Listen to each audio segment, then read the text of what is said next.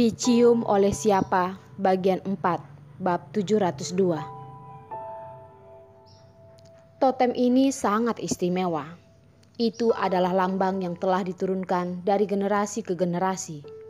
Setiap gambar pada totem mewakili generasi keluarga mereka. Makna spesifik telah diturunkan selama bertahun-tahun dan sudah mulai kurang jelas saat diturunkan ke generasi mereka. Semua orang hanya ingat bahwa ini adalah simbol identitas. Setiap orang di keluarga mereka memiliki pola ini untuk mewakili identitas mereka. Yang melambangkan identitasnya adalah sebuah rantai. Rantai ini dia gunakan gading gajah dan memolesnya, dan melukis dengan tangan sendiri motif keluarga. Milik Doni adalah tato. Semua orang di keluarga memiliki totem ini, tetapi mereka memiliki dalam bentuk berbeda. Miguel menyerahkan kalung yang melambangkan identitasnya kepada Rila kecil. Pertama, berharap bisa tumbuh bersama dia dengan cara lain. Kedua, berharap bahwa suatu hari dia dapat menemukannya dengan totem unik ini.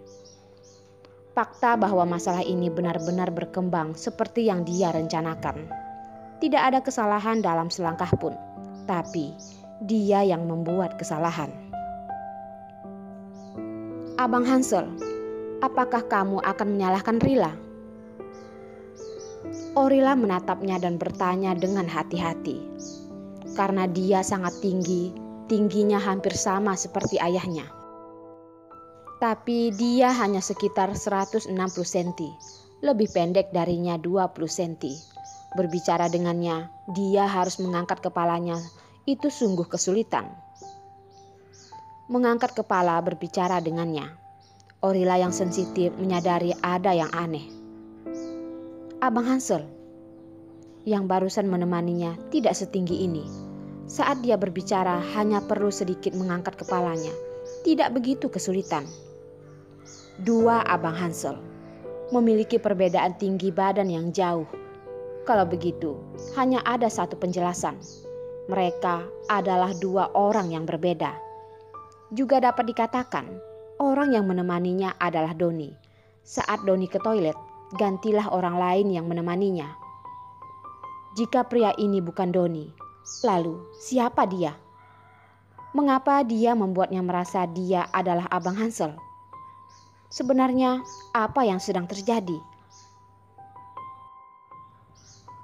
Bagaimana mungkin aku menyalahkan Rila? Dia berkata. Nada suaranya terdengar sangat rendah, membuatnya tidak dapat mendengar dengan jelas suara aslinya. Terlihat disengajakan. Menyadari bahwa mungkin ada penipuan dalam masalah ini, Orila lebih tenang. Dia menatapnya dan bertanya, apakah kamu adalah Abang Hansel Rila? Dia masih menatapnya, tetapi tatapan matanya telah berubah. Tatapannya bukan lagi harapan pada Abang Hansel, tetapi sedikit pertanyaan.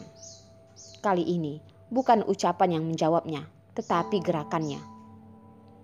Dia perlahan mengulurkan tangan dan menutupi matanya dengan tangannya. Dia membungkuk dan bibirnya yang panas jatuh di sudut alisnya dengan tanda bunga plum. Dengan ringan dan lembut menciumnya. Dia menggunakan gerakan untuk memberitahunya bahwa dia adalah Abang Hansel. Jelas-jelas tahu orang ini kemungkinan besar adalah Abang Hansel palsu. Tetapi saat dia menciumnya, Orila tidak menolak. Bahkan dia merasa ciuman ini tidak asing. Di saat dia masih kecil, Abang Hansel suka menciumnya seperti ini. Orila menatapnya dengan mata besar. Ingin mengenali siapa sebenarnya dia. Mengapa begitu misterius? Tetapi cahaya sangat gelap. Dia tidak bisa melihat dengan jelas. Dan dia hanya mendengarnya berkata, Rila. Dia hanya memanggil dua kata. Itu adalah namanya. Hanya orang yang sangat dekat dengannya yang memanggilnya seperti itu. Dia dapat mendengar dalam suaranya, seperti tersirat perasaan yang besar dan rasa tidak rela yang besar.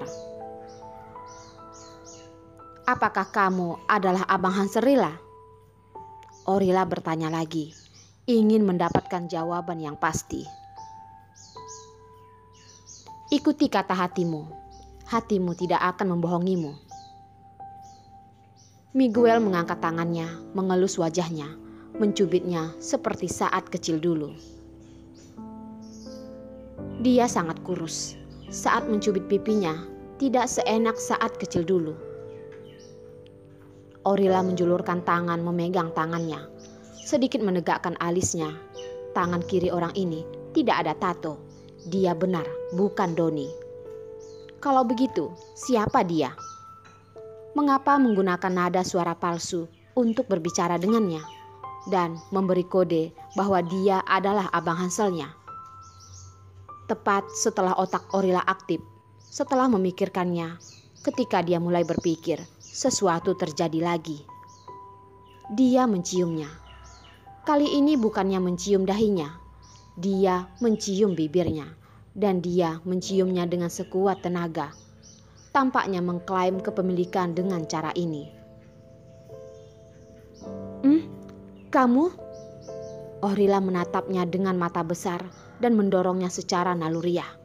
Tapi dia berhenti ketika aroma napasnya yang akrab menghembuskan napas. Dalam pikiran bawah sadarnya, Orila rela membiarkan Abang Hansel menciumnya. Mencium bagaimanapun juga boleh. Saat ciumannya menjadi semakin dahsyat, dia secara naluriah menutup matanya dan kedua tangan memegang sudut bajunya. Tepat ketika dia pikir dia akan kehabisan napas karena ciumannya, ketika tubuhnya hampir tidak bisa berdiri dengan stabil. Dia mengulurkan tangan dan memegang pinggangnya, menjaga keseimbangan dan memperdalam ciuman itu lagi.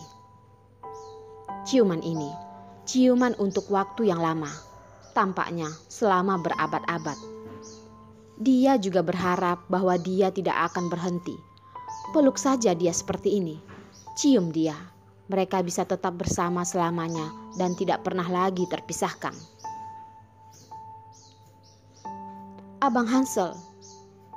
Tidak lama kemudian, dia melepaskannya. Dia bebas.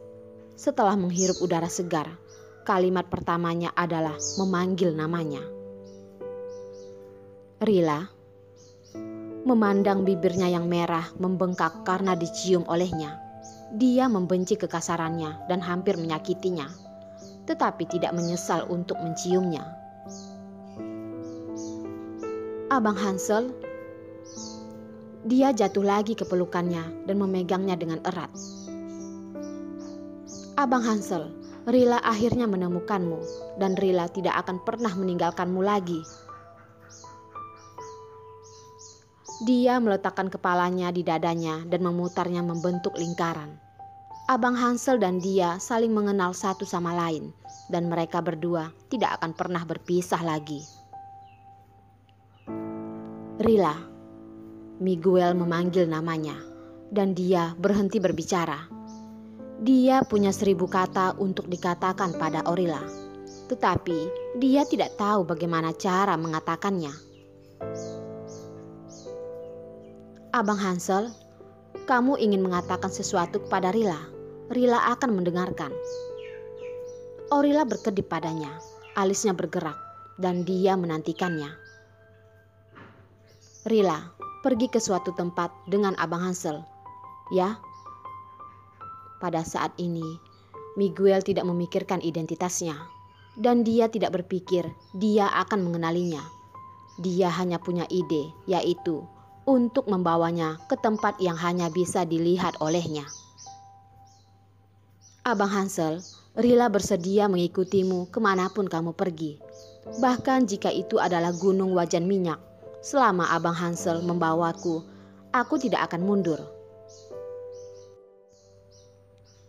Rila. Orila tidak ragu-ragu, tetapi dia ragu. Sekarang situasinya rumit. Dia tidak bisa menempatkannya di pusat bahaya untuk memuaskan dirinya sendiri. Alasan mengapa dia bisa naik ke posisi hari ini adalah karena Miguel tidak memiliki kelemahan. Begitu Orila muncul di sebelahnya dan dikenal oleh lebih banyak orang, nyawanya terancam setiap saat. "Abang Hansel, ada apa?" Rila sepertinya menyadari bahwa dia tidak punya pilihan. Dia jelas ingin dekat dengannya, tetapi dia perlahan-lahan mengasingkannya.